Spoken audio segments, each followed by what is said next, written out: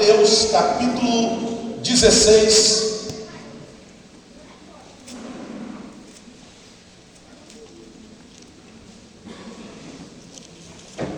É um tema propício para uma noite como esta e para o tempo em que a igreja está vivendo. Nós vamos pegar apenas o verso 16.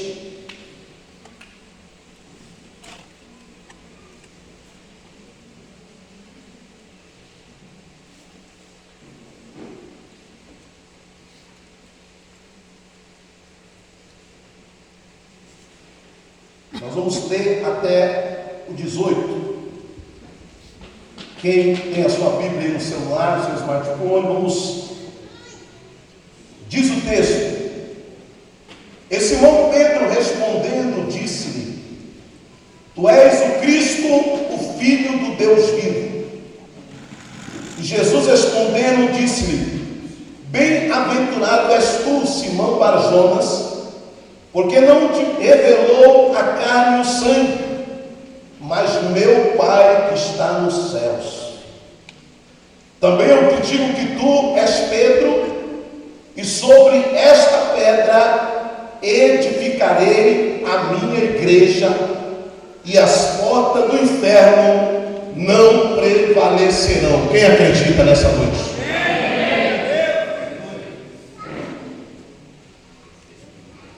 Eu quero que você diga comigo fundamento.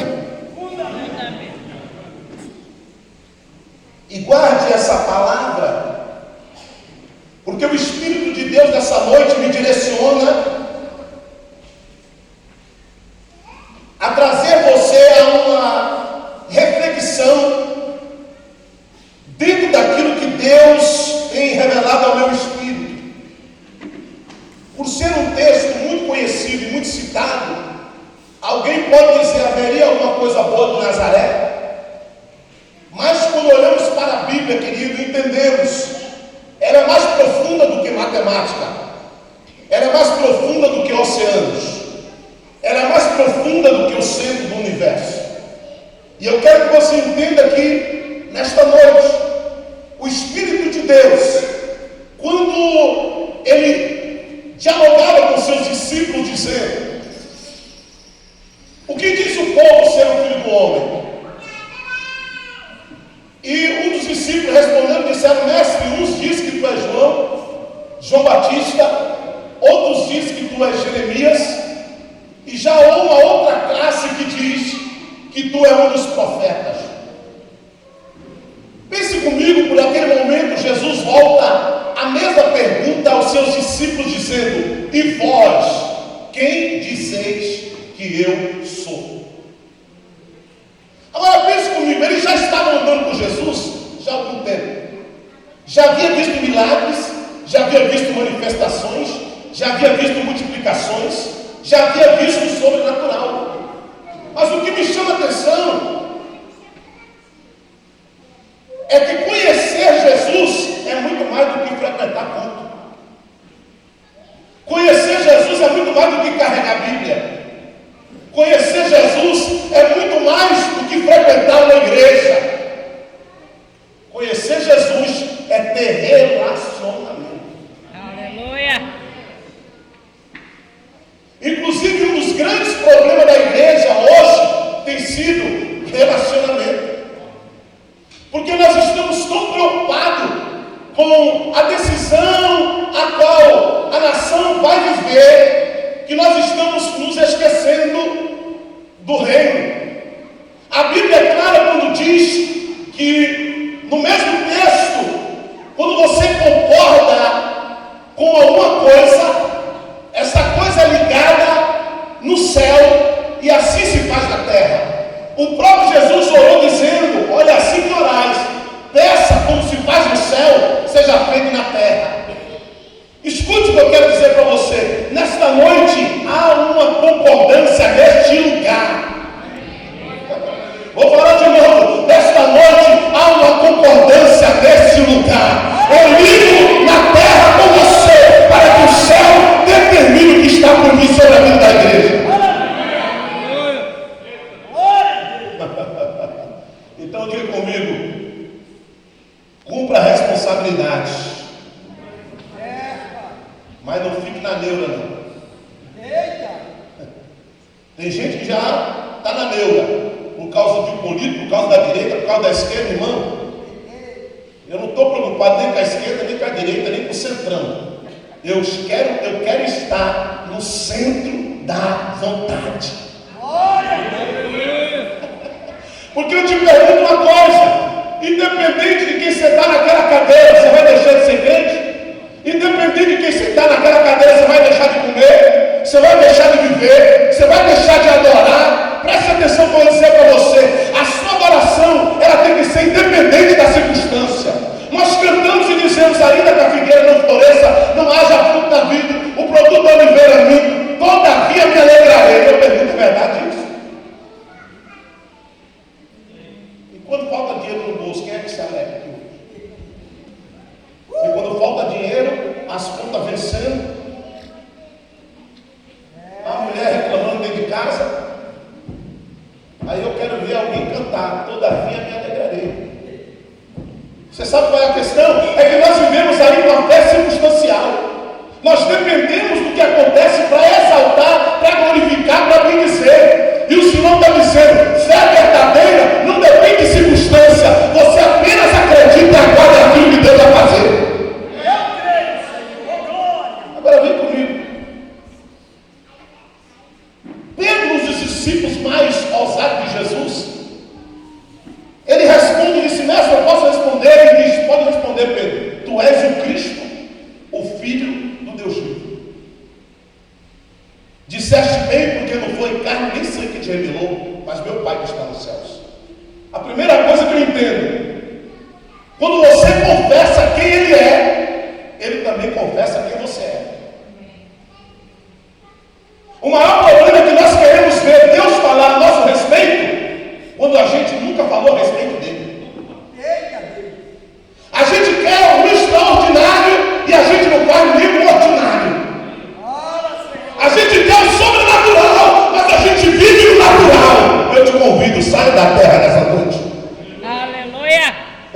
Se você quer viver algo extraordinário de Deus, faça o que ninguém fez, diga o que ninguém diz, e saia do meio deles, porque eles são naturais. Não seja como eles, não ande como eles, não viva como eles, não fale como eles, não se vista como eles. Seja você, seja o que Deus tem para a sua vida.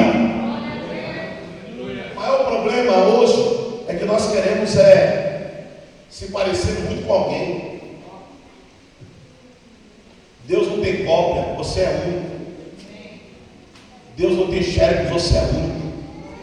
Agora entenda comigo: quando Ele revela quem era o Cristo, disse: não foi carne nem sangue, mas meu Pai que está no céu. Também eu te digo que tu és Pedro, e sobre esta pedra edificarei a minha igreja. Segundo a história, a igreja romana diz que Pedro é o primeiro Papa.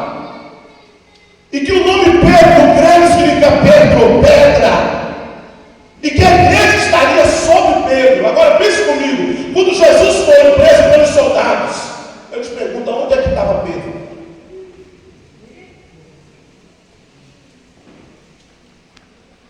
Correndo pelos corredores, e alguém encontrando ele dizendo: você é um deles. Eu nunca vi esse homem. Você fala como ele.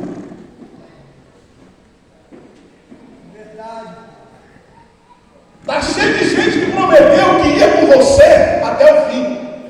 Mas procure quem está do seu lado hoje. Porque o mesmo Pedro que disse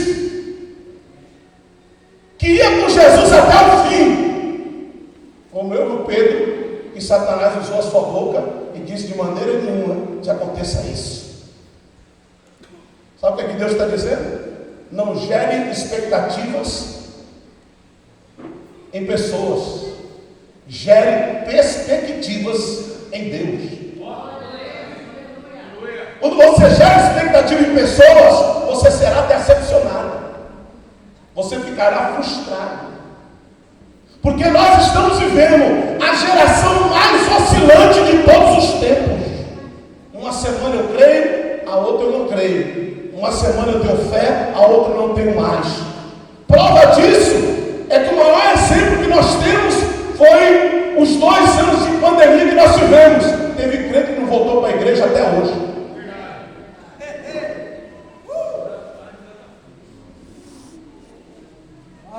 Eu te pergunto, onde é que está a sua fé?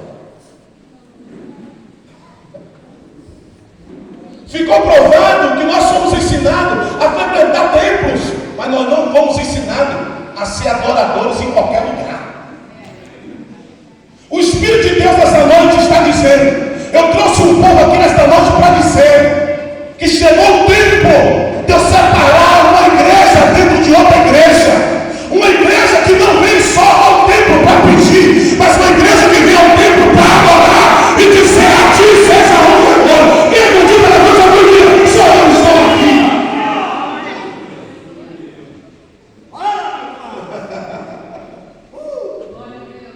Mas vem comigo.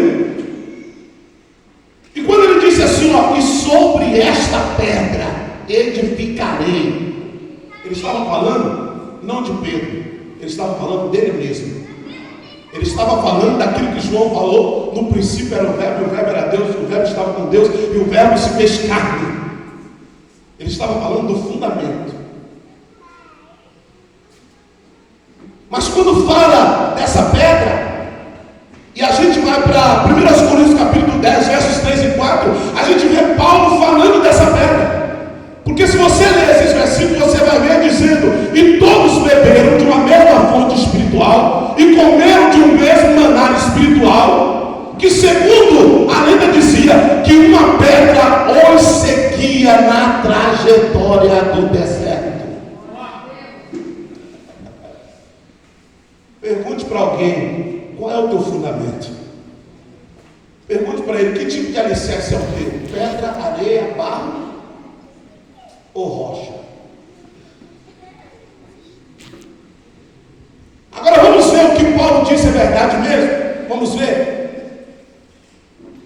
Eu vou lá para o capítulo 17 de Êxodo. Só para a gente raciocinar a história. Israel passa 400 anos como escravo. Havia a promessa de Deus para libertar o povo para uma terra que eles não semearam, que eles não plantaram, uma terra que manava leite e mel. Embora a terra não manava leite e mel nada, porque quem estava na terra era fel.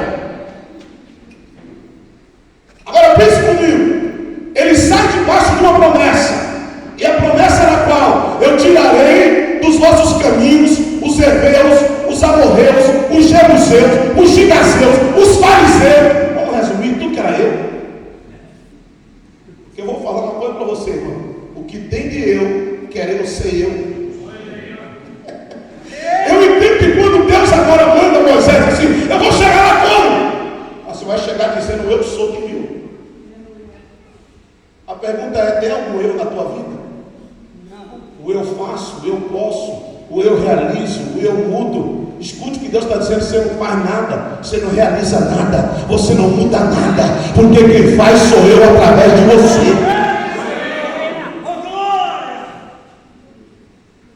Então ele sai debaixo de uma promessa que Deus livraria dos seus inimigos. Preste bem atenção, quando saíram do Egito, era 600 mil homens, fora mulheres e crianças. Na trajetória do deserto, esse povo se tornou em mais de 3 milhões de pessoas. Agora pense comigo, não havia açougue e comeram carne.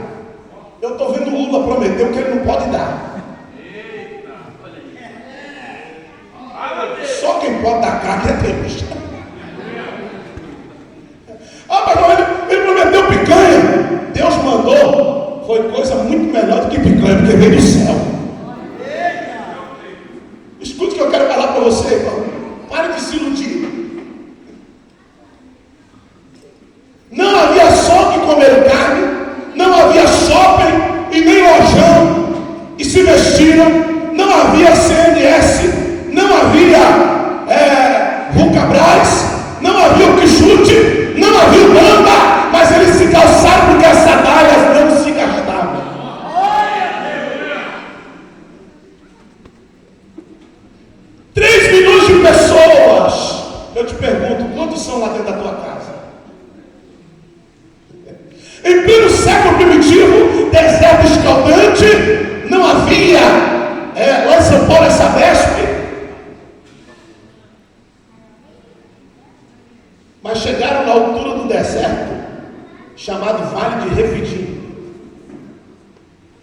e não havia água. Olharam para a esquerda, olharam para a direita e disseram: Moisés, por que nos trouxeste aqui para morrer? Agora pensa bem comigo. Todo momento de pressão, a primeira coisa que eles pensavam era no Egito. Eles tinham saído da escravidão física, mas a escravidão mental continuava. Eram livres do corpo, mas eram presos na mente. E esse é um dos maiores problemas da igreja. Saímos do mundo e entramos na igreja, mas muitos de nós continuamos cativos da mente no interior, porque os nossos traumas nos aprisionam, nossas derrotas nos aprisionam, nossas angústias nos aprisionam e nossos medos nos aprisionam. Mas Deus está dizendo para mim e para você nesta noite: eu te trouxe para te dizer que todo o poder do inferno eu já venci, para dizer: você é livre.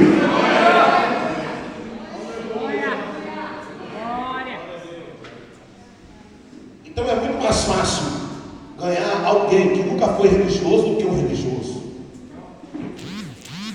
É muito mais fácil mudar a mente de alguém que nunca teve uma religião do que alguém que já teve uma religião. Porque a religião aprisiona. Agora vem comigo. Então quando eles eram aprisionados, eles pensavam: por que nos trouxeste para morrer? E eles começavam a lembrar das abobrinhas, das cebolas, dos pepinos. Fale para alguém aí, pare de lembrar das abobrinhas. Pare de falar em pepino. Ah, mas eu estou na luta, pastor, eu estou na guerra, eu tenho que falar isso aí. Escuta, tudo aquilo que você fala é aquilo que você vive, porque Salomão diz: como imagine sua alma, assim é. Escute o que eu quero dizer para você: ainda que ninguém tenha uma palavra para falar, levante-se e seja como Josué e Caleb. Ninguém crê, ninguém acredita, ninguém vai com você, ninguém acredita no que Deus vai fazer, mas se levante, abra a boca e diga: eu sei que Deus vai fazer.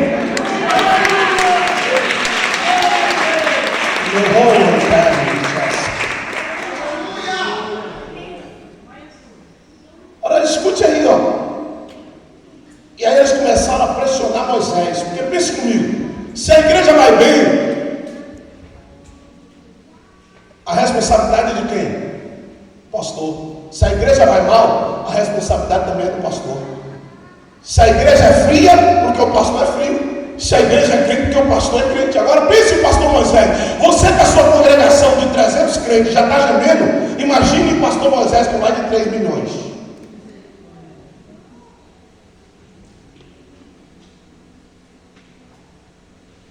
Ele falou: Senhor, o que eu farei a esse povo? Só me resta apedrejar.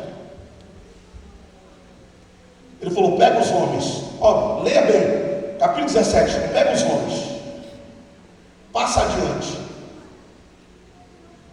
A primeira coisa que você precisa entender é que os homens precisam se posicionar para o que Deus delegou a nós lá no Éden. O problema é que os homens dessa nação estão se omitindo, estão negociando, estão se vendendo, estão transformando o altar em plataforma, estão transformando a igreja em culto comercial, estão transformando nossos cultos em cultos de entretenimento, estão transformando a nossa adoração em show, e a adoração não tem nada. É por isso que Deus está dizendo: se tem homem nesta noite aqui, vamos passar adiante. Infelizmente, no decorrer da trajetória ministerial, nós simplesmente vamos nos acomodando a um sistema, esse sistema gospel religioso, que nos leva muitas das vezes a estar passivo e a não ouvir mais a voz de Deus com aquilo que Deus tem falado conosco. Preste bem atenção: Deus disse a Moisés: pegue os anciões e passe adiante.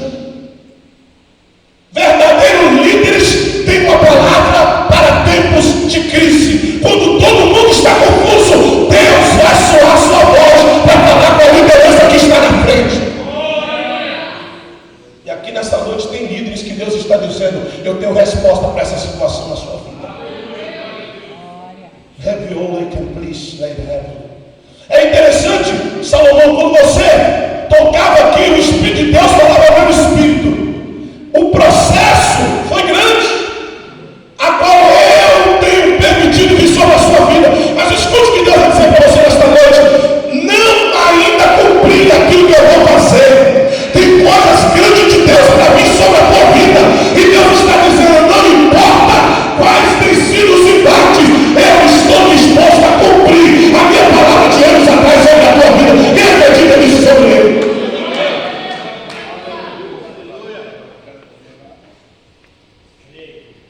Então não abra a mão não. Tem honra de Deus para a tua vida, vida. E o Senhor vai te honrar. Have a lake, man, till the lake fire. Para que você saiba que Deus continua sendo Deus.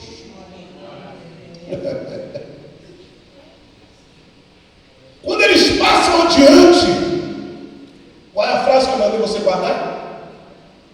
Qual é a frase? Quando eles passam adiante, o que o Senhor falou para ele? Eu estarei ali sobre uma. Então você toca nela. Você sabe qual é o problema? Porque não jorra mais cura, porque a igreja não vê milagres, porque não está acontecendo sobrenatural, porque a gente não toca, a gente agride. A mulher do fluxo de sangue tinha uma multidão em volta dele, mas só ela tocou. Porque os discípulos disseram: mas espera aí, a multidão te cerca. E tu fala quem te tocaste? Não, porque quem me tocou extraiu virtude de mim. Então existe diferença entre entrar no culto, entre participar do louvor, entre ouvir a palavra e tocar o céu. Escute, só verdadeiros adoradores podem trazer o céu para a terra, porque o céu não é pela carne, não se toca ao céu pela carne, se toca ao céu pelo Espírito, porque é o Espírito que fala direto com Deus. Então escute, se desligue da terra, se desligue da terra, se desligue da terra, se desligue da terra, porque Deus quer trazer o céu sobre a tua vida nesta noite. Os verdadeiros adoradores são adoradores em Espírito. Aleluia! Moisés estava na rocha. Aleluia! O maior problema é que às vezes a gente vai para um culto como esse, ou nas nossas congregações, sabe o que acontece? A gente sai e a gente diz: não sentimos nada. Presta atenção.